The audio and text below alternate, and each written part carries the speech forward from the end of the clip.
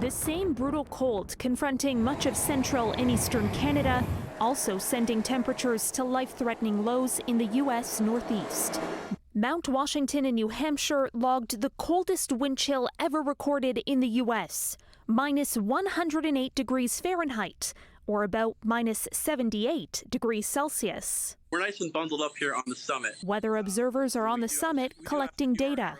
This door had a steel pin like you see here. It completely snapped off. We had a wind gust around 127 miles per hour directly from the west. And so this door flew open, and it took about 3 of us to close it back. The deep freeze is so strong, the National Weather Service in Maine says it received reports of frost quakes, or earthquake-like tremors caused by sudden cracks in frozen soil. And listen carefully. That's the sound of the cracking and creaking of trees, likely the result of water stored in sap, freezing and expanding. Trees are creaking.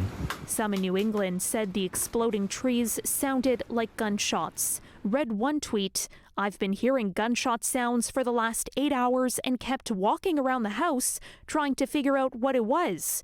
I'm in Vermont and have a ton of maple trees around."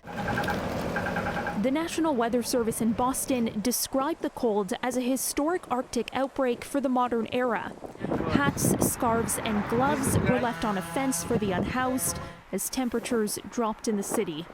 The wicked winds made for some wobbly landings at Boston's Logan International Airport.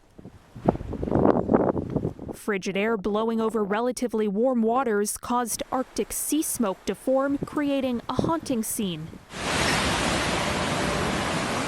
Elsewhere, there were even reports of towering so-called steam devils, miniature whirlwinds that have drawn fog into their vortex. The insane conditions on top of Mount Washington made it look like something from another planet.